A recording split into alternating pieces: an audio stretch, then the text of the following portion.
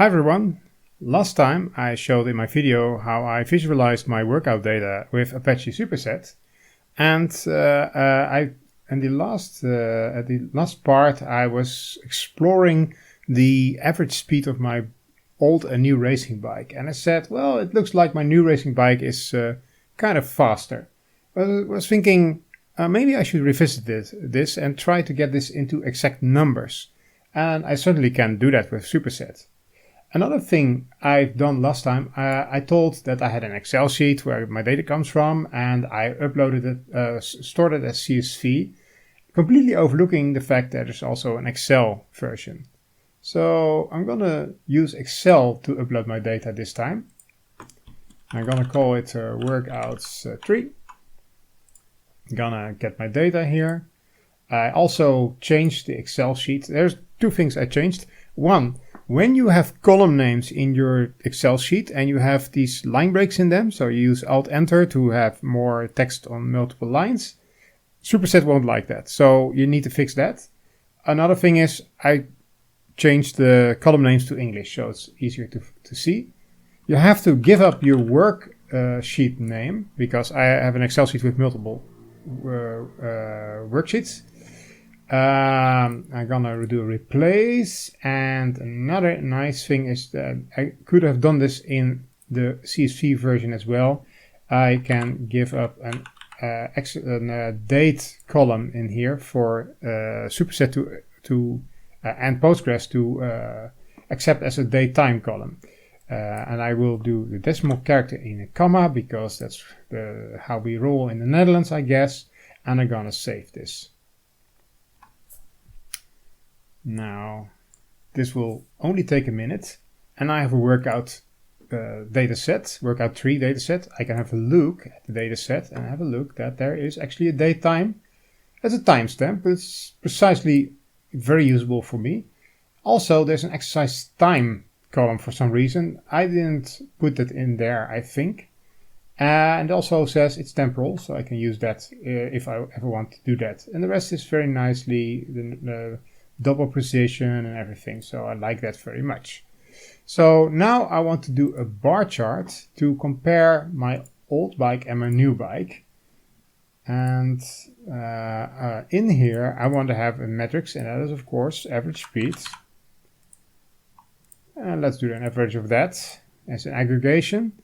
And let's have the bike as the series. And when I run this, I have more than 2 bikes, so I have to filter the other ones out.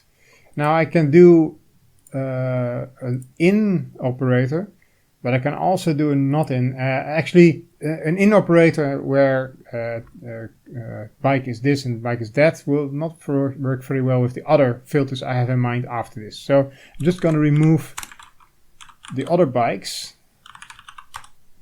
the Fiets, the generic bike one, the OV Fiets, which is a public transport rental bike, schaatsen, which is skating. I'm gonna remove the push-ups because that doesn't make sense, and also spinning doesn't make sense. And now also interesting, you can click on custom SQL and you can see this in SQL code in the where clause, but I'm not gonna edit that now. So now we have a difference. So here we have the Bianchi, my new bike. And it's marginally faster than my old bike, Jan's Titanium. So that doesn't look like the expense of the new bike was worth it. The old bike was a second-hand bike, which I used for about 10 years. And the new bike is a carbon frame bike. So I was expecting more from this.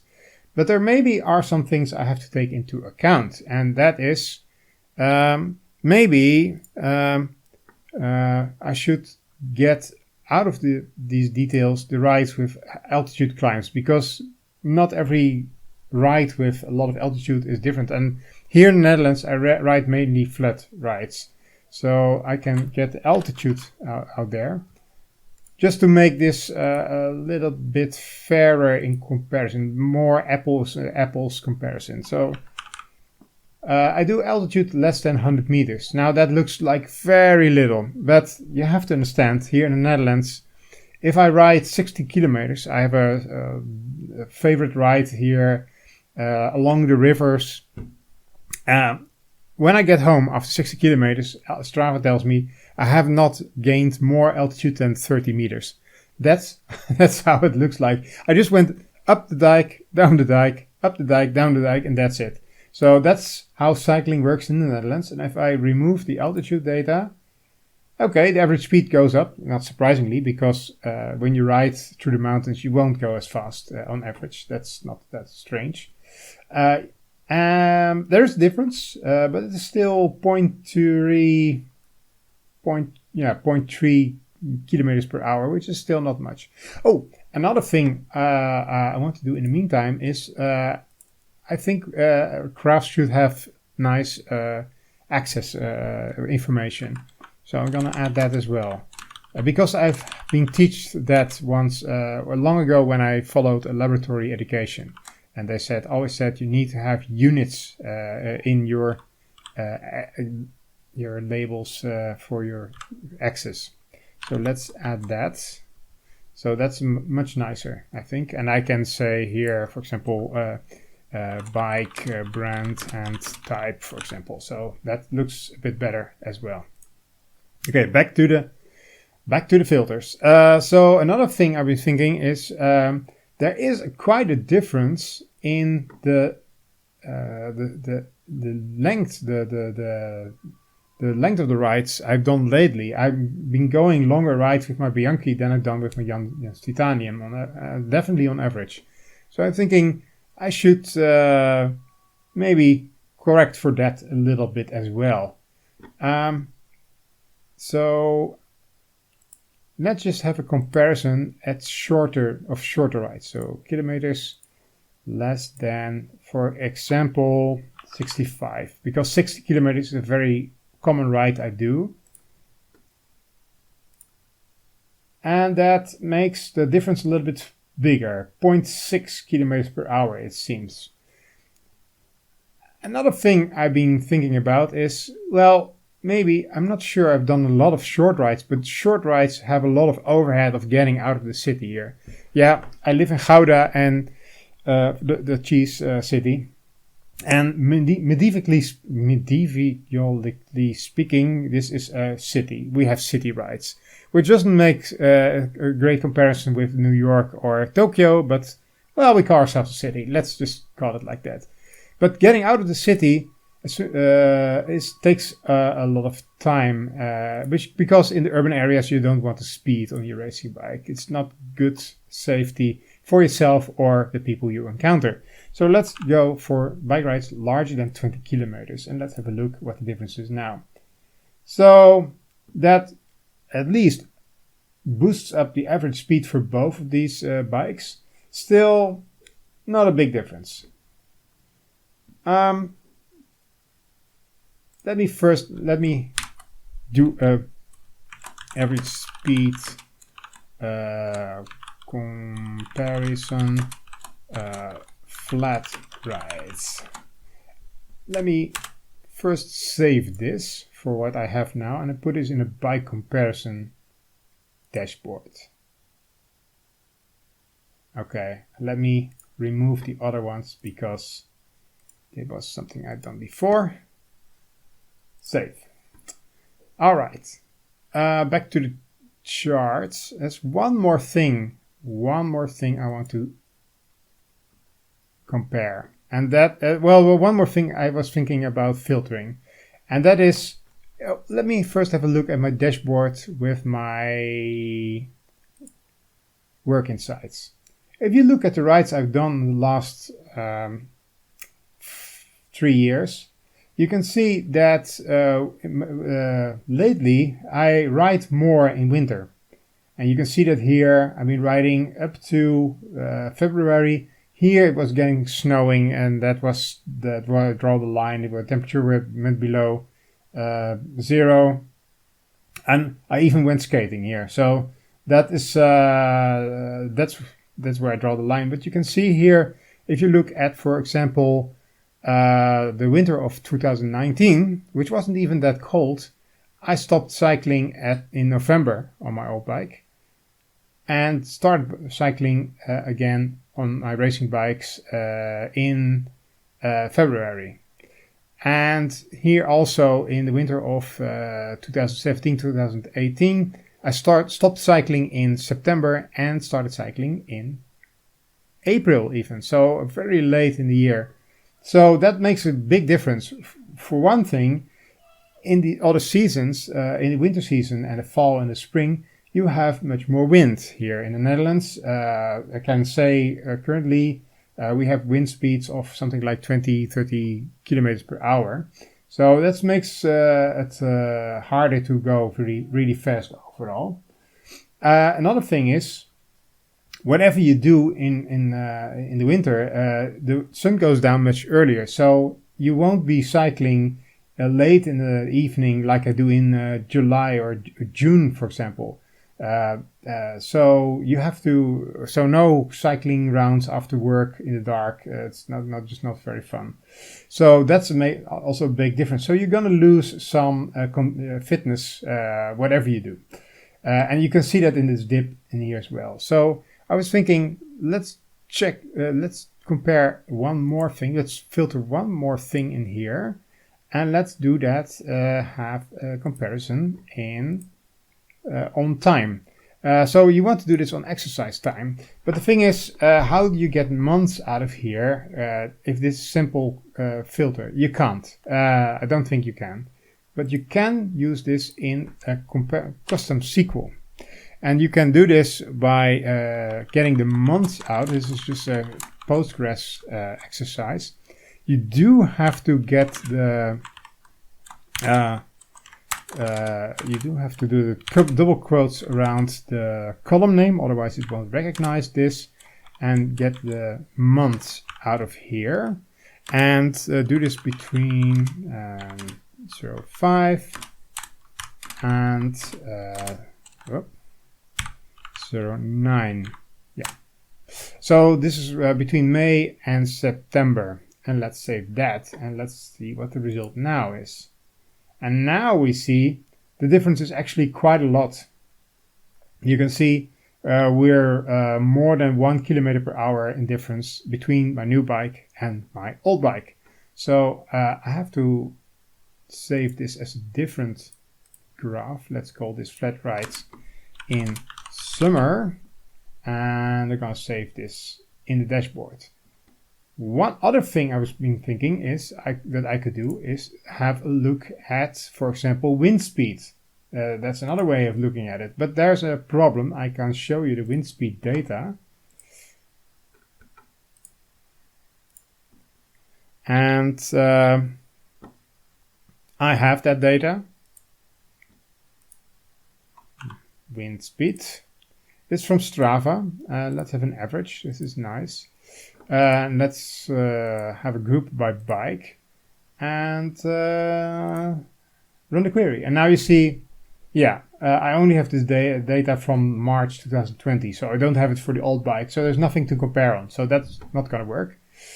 Another thing I was thinking about, and that is, let's go back to the flat rides chart. Now let's have a look. Instead of flat rides, let's have the climbing rides instead. So I'm going to change this and go to everything higher than maybe 100 meter altitude gain. And I'm going to remove the upper limit of the speeds in here, because that doesn't make sense. Usually make these bike rides with more altitude on cycling holidays where you ride more than 40-50 kilometers. So it doesn't make sense to cap that off. Let's have a look. And now, why do I don't have the data? Yeah, now I have. Well, this is actually surprising. The old bike is faster than the new bike. My Janjan's Titanium on these climbing rides actually is something like 1.5 kilometers per hour faster. So that is weird. Let me save this for now. Climbs. Save that. We can put it in the dashboard later. So that is really weird. Maybe I can have a look. What if I look at even bigger climbs on a ride? 200 meters altitude. There are not a lot of rides on these. Not a lot of rides I have this much climbing altitude gain, but let's have a look. Oh, and now actually the Bianchi wins out again. So the really there was a lot of altitude gain. Now the Bianchi is winning. This is there's something about this. There's something about this, and one way that could be a problem here is that I just don't have a lot of altitude data for both bikes. So let's create a new graph and let's just explore the altitude gains I've done. So I'm going to have a look at my workouts tree, create a new chart, and now let's have the metric altitude. Altitude in the simple tab, and let's have a sum of that. That would be nice. And let's have a look per bike here and run the query. I see now. So in orange we have my old bike, and there is one cycling holiday. This was in the Pyrenees in 2018, and I have 3 cycling holidays with these are 2-week holidays with a lot of cycling in the Alps, and last time it was in France in the Vercors and Drôme. So there's a lot of difference here. There's a lot more data for my new bike than my old bike. So if I would really want to compare this, I should have 2 more cycling holidays on my old bike, but my old bike has been sold. I don't have it anymore, so that won't work. But that could possibly explain the difference. There's just not a lot of data to go around on, and the smaller the rise of smaller climbs, there are not a lot of either. Only this year I've been climbing a little bit in the Netherlands on 2 rides, but and a bit of in the dunes. That's all I can do. I'm afraid in the Netherlands. It's just not a lot of climbing to do here. So that is interesting. So that has been an exploration of my old bike versus my new bike, and I still should think I go with that. The buying of my new bike has been a good one, but because it's definitely been faster on the flat rides, and the climbing, not enough to compare it on. But very interesting to see what happens when you look at the climbs with lots of altitude gain, like 2,000 meters or more. One more thing. Let's have a nice y-axis title: altitude gain meters. And let's go straight to the numbers here. I don't like that. Maybe I can fix it with this. Yeah. Okay, there we go. Altitude gain by bike. Okay, that's where I leave it for now. I am enough satisfied with my decision to buy my bike, my new bike. I can sleep at night. Thank you for watching, and see you some other time.